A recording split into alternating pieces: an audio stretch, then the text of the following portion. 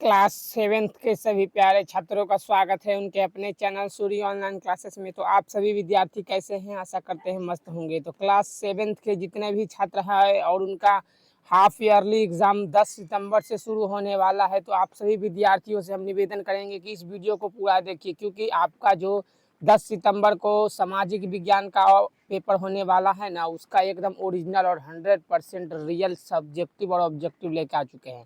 आपको एग्जाम में एकदम इसी प्रकार सवाल और पेपर दोनों रहने वाला है। जिनका जिनका सेट ए है वे सभी को ध्यान से एकदम इस पेपर को पूरा देखना है। तो देखिए, पेपर शुरू करने से पहले आपको 2 घंटे का समय दिया जाएगा। आपको यहाँ पर अपना डेट लिख लेना है। पूर्णांक 50 होने वाला है। आपको यहाँ लिखा है वर्ग क्रमांक यानी रोल नंबर। प्रखंड में लिखना है आपको पटना सदर, अगर पटना से है तो जिला में अपना जिला का नाम लिखना है, और यहाँ पर अपना छात्र या छात्रा का नाम, विद्यालय का नाम और लास्ट में संकुल का नाम। समझ में आया ना बच्चों? इतना करने के बाद अब हम लोग सीधे बढ़ेंगे अपने सवालों पर। और उससे पहले याद रखना है कि आपको इस निर्देश को अवश्य पढ़ लेना है। निर्देश पढ़ने के बाद ही हम आगे सवालों को लगाना शुरू करेंगे। तो देख लीजिए, आपको कुछ इस प्रकार से इस बार एग्जाम में सवाल दिया है। एकदम 100% और रियल है, सब्जेक्टिव और ऑब्जेक्टिव रहेगा एकदम। तो देखिए, पहला नंबर सवाल है कि सही विकल्प के सामने सही का चिन्ह अंकित करना है। तो पहला क्या कह रहा है? वर्ष भर एक ही दिशा में बहने वाली पवन कौन है? तो वर्ष भर अगर एक ही दिशा में जो पवन बहती है ना, तो उसको हम लोग कहते हैं अस्थाई पवन। क्या कहते हैं उसको? अस्थाई पवन। तो आपको इसमें सही का टिक लगा के आगे बढ़ जाना है। दूसरा नंबर सवाल क्या हो रहेगा आपका?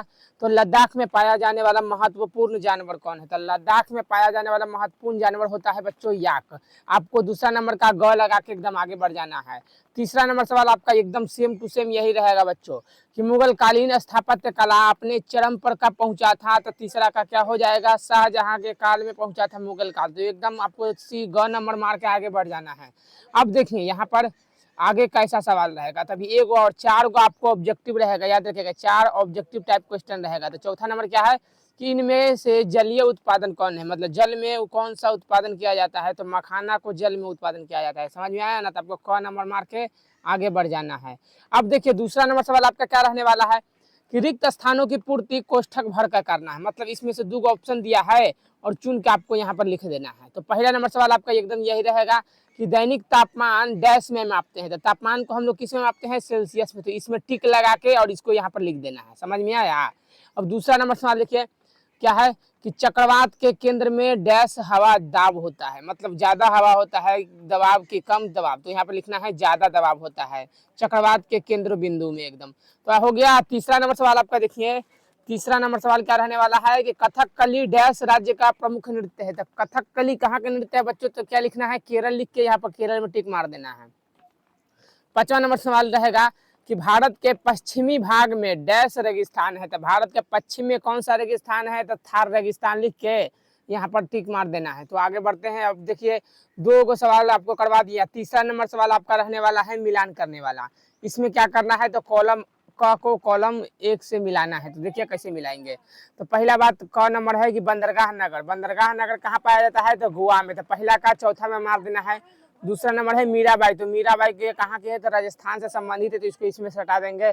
ग नंबर कह रहा है औरंगजेब की मृत्यु का हुआ। तो औरंगजेब की मृत्यु 1707 ईस्वी में हुआ। तो आपको तीसरा का पहला में मिला देना है। और लास्ट सवाल आपका रहेगा सबरीमाला। सबरीमाला क्या है? तो ये एगो तीर्थ स्थल है। तो यहाँ पर आपको घ नंबर का तीसरा में मिला देना है बच्चों। ये टोटल 8 नंबर का रहने वाला है। यानी एक पर क्या मिल रहा है? एक सही करने पर 2 नंबर मिल रहा है। तो ध्यान से एकदम यही देख देख के मारिएगा ना, तो एकदम फुल में फुल मार्क्स मिलेगा सभी विद्यार्थियों का। अब यहाँ से हमारा शुरू होता है सब्जेक्टिव सवाल। उस समय से हम ऑब्जेक्टिव कर रहे थे, अब हमारा सब्जेक्टिव सवाल शुरू होगा। तो देखिए पहला नंबर सब्जेक्टिव आपका क्या रहेगा कि निम्नलिखित में से किन्हीं 4 को प्रश्न में से 2 या 2 से अधिक वाक्यों में बताना है। मतलब 4 प्रश्न है, वो चारों प्रश्न में के 2-2 मतलब 2 से 2 अधिक वाक्यों में बात करना है। तो देखिए तो पहला नंबर सवाल आपका क्या है कि सुलह ए कुल क्या है? तो आपको क्या लिखना है इसमें? तो सुलह ए कुल अकबर द्वारा चलाया गया एगो नीति था जिसका उद्देश्य हिंदू और मुस्लिम में एकता को स्थापित करना था। समझ में आया ना? सुलह ए कुल क्या है? तो सुलह ए कुल एक अकबर के द्वारा चलाया गया नियम था जिसका मुख्य उद्देश्य था हिंदू और मुस्लिम में एकता को स्थापित करना था। हो गया। तो अगला सवाल देखिए आपके सामने अगला सवाल आता है। अगला सवाल सेकंड नंबर है कि लोकतंत्र में मीडिया का कार्यों का वर्णन करें। तो ये क्या लिखिएगा आप आंसर? तो लिखना ऐसे है कि लोकतंत्र का एक स्वतंत्र मीडिया है जिसके द्वारा लोकतंत्र में हो रहे क्रियाकलाप जो नागरिकों की बात को काम को करता है। मतलब ये कह रहा है कि लोकतंत्र है ना, मीडिया का स्वतंत्र होता है। पहला बात, लोकतंत्र में वह क्या करती है तो सरकार के द्वारा जो भी क्रियाकलाप किया जाता है ना उसको नागरिकों तक पहुंचाता है। बस इतना लिख के आपको दूसरा का आगे बढ़ जाना है, आपको फुल में फुल मार्क्स देगा, 1 नंबर नहीं काटेगा। अब देखिए तीसरा नंबर सवाल क्या है कि विज्ञापन से आप क्या समझते हैं। तो क्या लिखिएगा आप लोग कि विज्ञापन किसी भी वस्तु के विषय में बताए जाने के लिए उपयोग किया जाता है। विज्ञापन क्या कहलाता है तो किसी भी वस्तु के बारे में जब हम एडवर्टाइजमेंट करते हैं ना उसके विशेषता को बतलाते हैं, वही कहलाता है विज्ञापन। तो यहाँ पर देखिए चौथा नंबर क्या सवाल रहेगा आपका कि विभिन्न प्रकार के बाजार का वर्णन करें।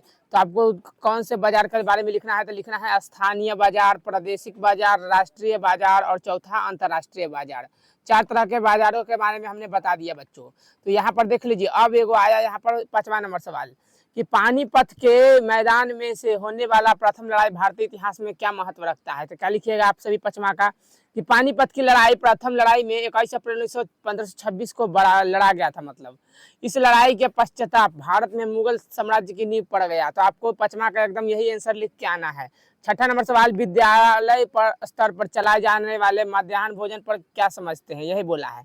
तो आपको 6वां का क्या लिखना है इसे कि विद्यालय स्तर पर चला जा रहे जो मध्याह्न भोजन कराने में बच्चों के पोषक तत्वों के संचार को बढ़ा रहा है। मतलब वो क्या करता है ना भारत में कि मध्याह्न भोजन, बच्चे भूखे कभी कभी स्कूल चले जाते हैं जिसके कारण उन्हें पढ़ने में मन नहीं लगता, वो घर भागने की हमेशा जल्दी में रहते हैं, इसीलिए मध्याह्न भोजन का प्रबंध किया गया है सरकार के द्वारा। अब अगला देखिए चौथा हो गया, छठा नंबर सवाल का क्या लिखना है कि बिहार स्तर पर चला जा रही। तो हो गया बच्चों, कोई बात नहीं, सॉरी रिपीटिंग हो गया है। तो 5वां नंबर सवाल देखिए, यहाँ से दीर्घ उत्तरीय प्रश्न, दीर्घ उत्तरीय प्रश्न शुरू हो गया। 10 नंबर के 2 सवाल, 5-5 नंबर का दोनों सवाल है बच्चों। तो कैसे लिखेंगे सॉरी 10 नंबर कैसे मिलेगा। तो पहले क्या है कि वायु प्रदूषण क्या है, इसके कारणों के बारे में बतलाना है। और दूसरा है कि ऊंटी रेगिस्तान क्षेत्र की जीवन रेखा कैसा है। तो आपको आंसर में क्या लिखना है देख लीजिए। तो हम सबसे पहले दूसरका वाला का बात करते हैं ऊंट के बारे में। तो ऊंट को एक रेगिस्तान का जहाज कहा जाता है। ऊंट रेगिस्तान के भीतर चलने के लिए अर्थात एक जगह से आगे क्या बच्चों, आगे लिखना है आपको, एक जगह से दूसरे जगह जाने में सहायता प्रदान करता है। समझ में आया। ऊंट रेगिस्तान के रेतीली जमीन पर आसानी से चल फिर सकता है और साथ में इसके द्वारा सभी प्रकार की क्रियाएं देखते ही मिलती है। तो बच्चों आपका एग्जाम में एकदम यही पेपर रहने वाला है। तो अपने मित्रों को भी शेयर कर दीजिए और हमारे चैनल पर नए और सभी विषय का पेपर चाहते हैं तो हमारे चैनल पर जाकर सब्सक्राइब करके देख लीजिए, वहाँ पर सभी पेपर डला हुआ है। तो धन्यवाद, जय हिंद।